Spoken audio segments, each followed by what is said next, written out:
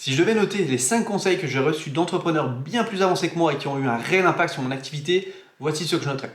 Ces 5 conseils, c'est ceux que je partage dans Clientologie, mon programme d'accompagnement pour freelance, mais aussi aux freelances qui m'écrivent par message. Ça peut arriver que des fois je réponde quand j'ai le temps. Et donc ces 5 conseils, c'est ceux qui m'ont permis de quitter mon emploi de charpentier en 2021 et qui m'ont permis de me lancer à 100% dans le freelancing. Donc vraiment, ces 5 conseils vraiment que je partage tout le temps et du coup je voulais vous partager aujourd'hui.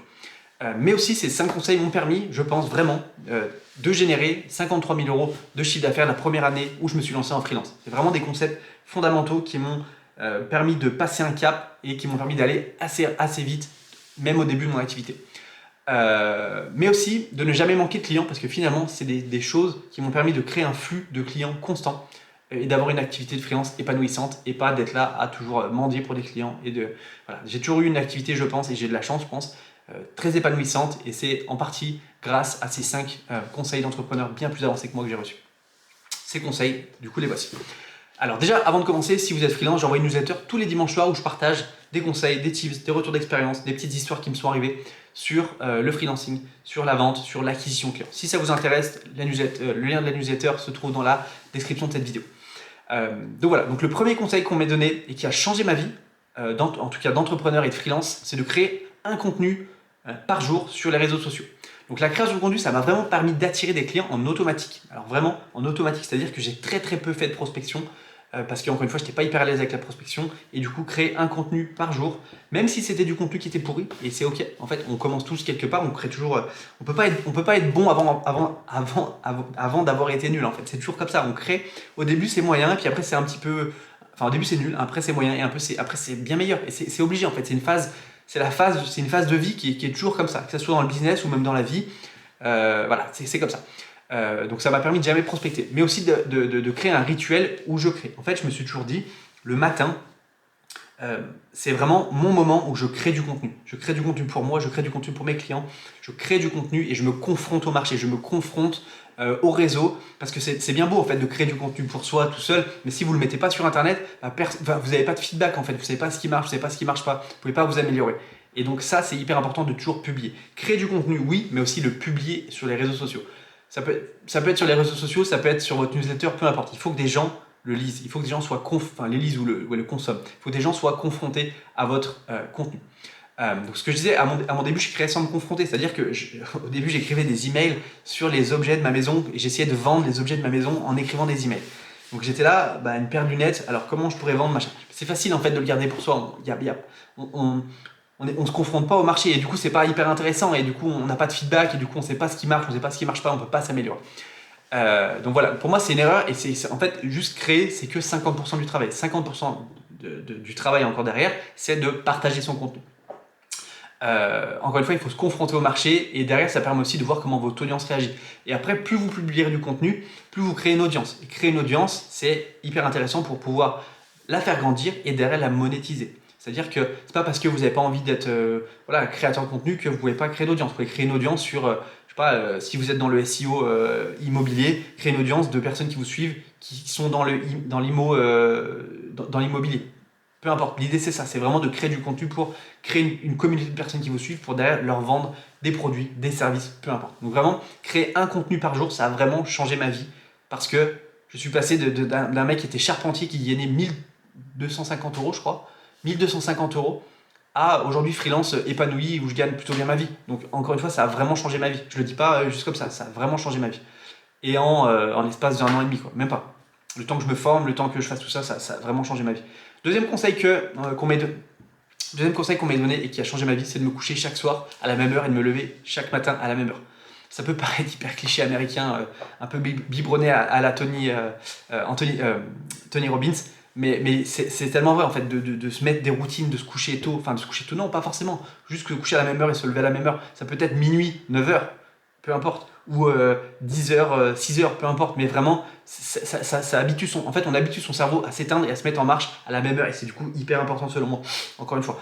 Ça permet de prendre des habitudes et se créer des routines stables. Moi quand j'étais plus jeune, j'étais pas du tout stable, je faisais n'importe quoi, j'avais zéro routine, c'était vraiment en freestyle et du coup j'étais pas très organisé. En fait le fait de m'imposer encore une fois des horaires où je vais me coucher et des horaires où je me lève, c'est beaucoup plus simple. Je suis beaucoup moins fatigué le matin, je suis beaucoup plus fatigué le soir.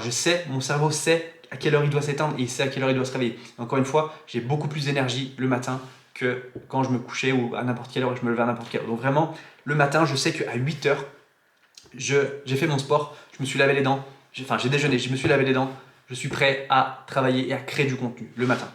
Donc vraiment, c'est hyper important. Et du coup, le fait de m'imposer ce cadre, ça m'a un petit peu permis aussi voilà, d'avoir une meilleure stabilité et de réduire mon anxiété par rapport à mon travail. De me dire, voilà, comment je vais arriver à trouver des clients et tout ça. Vraiment, je savais que si tous les matins à 8 heures, j'étais sur mon lieu de travail à écrire, à créer du contenu, à apporter de la valeur à mes clients, et ben derrière, j'étais beaucoup plus efficace et j'étais beaucoup plus serein. Donc vraiment, vraiment me coucher, à la même heure, ça a vraiment, me lever et me coucher à la même heure, ça a été vraiment quelque chose d'hyper impactant. Voilà. Troisième conseil qu'on m'ait donné, c'est de se forcer à apprendre quelque chose chaque jour. Quand on pense apprendre, on pense toujours à apprendre les maths, apprendre je sais pas, l'histoire, apprendre des trucs qui nous font pas forcément kiffer. Alors que apprendre, en fait, c'est tellement important quand on est à son compte. On a toujours besoin de se nourrir de nouvelles choses, on a toujours besoin de se nourrir de nouvelles connaissances.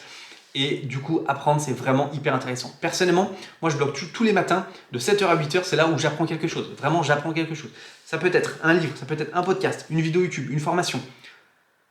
N'importe. Vraiment, j'essaye toujours d'apprendre, de nourrir mon cerveau, de commencer ma journée avec une nouvelle chose. Vraiment, pour moi, si je fais pas ça, ma journée n'est pas complète. C'est-à-dire que si je ne commence pas ma journée par apprendre, je commence ma journée un peu en travers. Vraiment, il faut que j'apprenne quelque chose. C'est vraiment hyper important pour moi. Donc encore une fois, ça peut être aussi un email d'une personne que j'aime beaucoup. Je suis abonné à certaines newsletters. Bon, je lis la newsletter, j'apprends quelque chose. Je récupère de la valeur et derrière, je peux m'en servir dans ma vie de freelance. C'est la première chose que je fais dans ma journée. Et du coup, apprendre, c'est vraiment un cercle sans fin qui ne s'arrête jamais. C'est-à-dire qu'on peut apprendre sur tout et rien. Ça peut être voilà, sur la vente, sur le freelancing, sur l'acquisition client, sur je sais pas, le corps humain, sur le sport, sur peu importe. Mais encore une fois, il faut apprendre quelque chose moi en tous les cas, j'apprends quelque chose qui me permet d'être un meilleur entrepreneur derrière, qui me permet d'avoir une meilleure vision des choses, d'avoir un meilleur état d'esprit, d'avoir un meilleur mindset, d'avoir un développement personnel qui est bien plus avancé. Voilà, c'est vraiment important pour moi d'apprendre tous les matins. Ça peut être le marketing, la vente, le développement personnel, les finances, la psychologie, j'adore aussi, le corps humain, bref, tout ce qui peut me permettre d'être un meilleur entrepreneur, qui peut me permettre d'être la meilleure version de moi-même. Dans ma vie pro, mais aussi dans ma vie perso. Ça, c'est pas juste la vie pro, c'est aussi la vie perso. Donc vraiment apprendre tous les matins, que ce soit la semaine ou le week-end, perso j'adore, c'est vraiment quelque chose que je fais avec plaisir, même si c'est dur de se lever le matin, on est d'accord, mais de 7 à 8, je lis, je fais des formations, j'apprends, vraiment j'apprends. Voilà. Quatrième conseil qu'on m'ait donné, c'est de faire du sport au moins 3 fois par semaine, surtout quand on travaille sur internet. On est constamment posé sur une chaise et du coup au niveau sédentarité, là on est à bloc. La sédentarité, ça aide pas du tout à la créativité. Moi là, j'ai été charpentier pendant 10 ans, j'étais pas du tout sédentaire, j'étais toujours sur les toits à droite à gauche.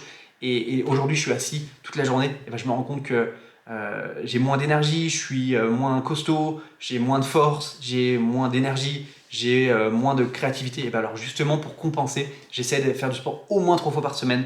Là, je suis en train d'augmenter un petit peu, j'essaie d'y aller tous les jours. Mais voilà, l'idée, c'est vraiment de prendre du temps pour soi, pour bouger son corps, pour être dans un meilleur état d'esprit, pour alimenter son cerveau d'une autre manière. Et en plus, c'est comme ça qu'on trouve les meilleures idées. Enfin, moi personnellement, c'est comme ça, c'est à ces moments-là que je trouve les meilleures idées. Je suis à la salle de sport en train de pousser ou en train d'être dans ma pause entre deux séries. Et là, j'ai une idée, putain, oui, si je crée ça, ou alors, si je ferais ça comme ça peut être super.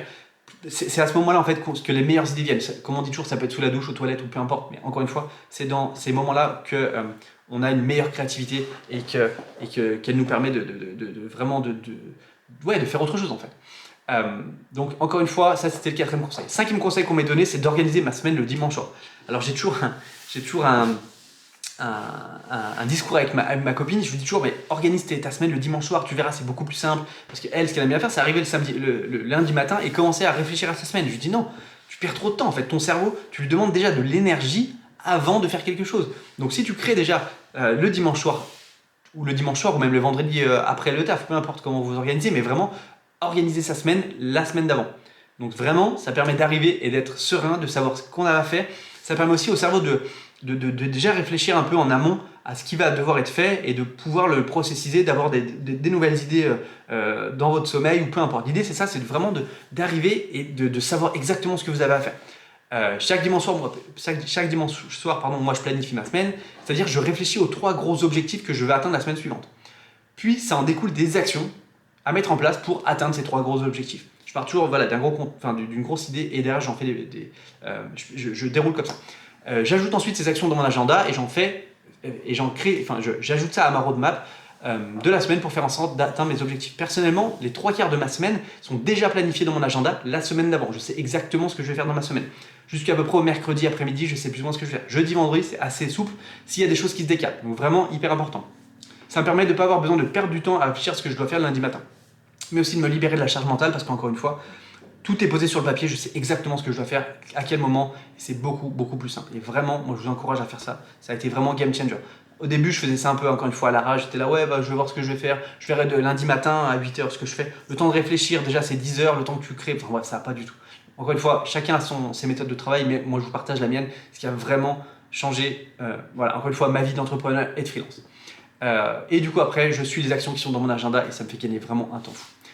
Donc voilà pour ces 5 conseils qu'on m'a donnés d'entrepreneurs bien plus avancés que moi et qui m'ont permis de devenir moi-même un meilleur entrepreneur, d'être beaucoup plus efficace et d'être encore une fois voilà, un freelance qui est vraiment épanoui, je dirais. Si cette vidéo vous a plu, ce serait super cool de la liker et de vous abonner. Moi je ferai d'autres vidéos dans ce genre-là. Et puis voilà, je vous souhaite une très bonne journée, je vous dis à très vite, ciao.